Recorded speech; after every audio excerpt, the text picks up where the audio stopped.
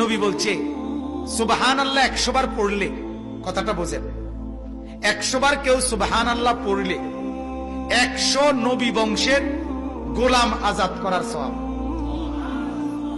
আলহামদুলিল্লাহ 100 বার পড়লে আল্লাহর নবী বলেন 100 ঘোড়া আল্লাহর রাস্তায় যুদ্ধের জন্য দান করার সওয়াব।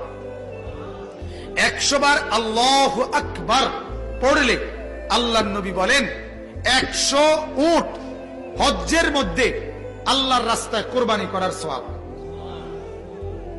কয়টার সওয়াব কইলাম? সুবহানাল্লাহ, আলহামদুলিল্লাহ, আল্লাহু আকবার।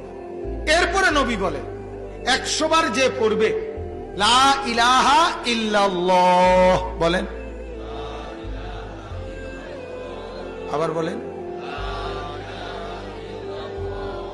লা ইলাহা ইল্লাল্লাহ, লা ইলাহা ইল্লাল্লাহ, লা ইলাহা ইল্লাল্লাহ।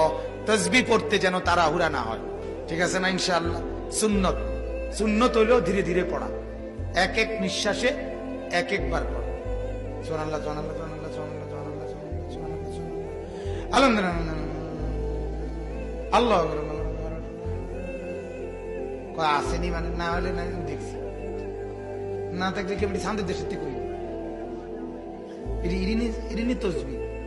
আপনি কর এটা তসবিহ? হ্যাঁ, কিটা কইছেন? এটি কিটা?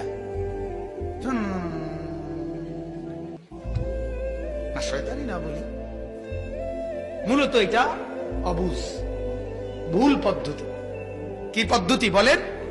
ভুল কি না বলেন? তাসবিহ পড়বেন এক নিঃশ্বাসে একবার। কয় নিঃশ্বাসে কয়বার? সুবহানাল্লাহ, সুবহানাল্লাহ, সুবহানাল্লাহ, সুবহানাল্লাহ, আলহামদুলিল্লাহ, আলহামদুলিল্লাহ, আলহামদুলিল্লাহ, আল্লাহু আকবার, আল্লাহু আকবার, আল্লাহু আকবার, আল্লাহু আকবার। এভাবে আসরের পরে, ফজরের পরে, নামাজের পরে যে 100 দানার তাসবিহ পড়েন 33, 33, 34 বার, এটা এইভাবে পড়বেন। যদি বলেন হুজুর আপনার সময় কম, তাহলে আপনি পড়েন না, বাবুরা আপনি জনে বেশি কামিল হয়েছেন, কামিল করেন। কথা বুঝেন না?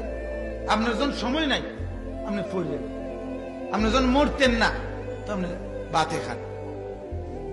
এজন্য ধীরে ধীরে পড়া। তো বলতেছিলাম 100 বার কেউ যদি কি পড়ে, লা ইলাহা ইল্লাল্লাহ, লা ইলাহা ইল্লাল্লাহ, আল্লাহর নবী বলেন আমার উম্মত 100 বার সুবহানাল্লাহর নেকি তো হিসাব করে বললাম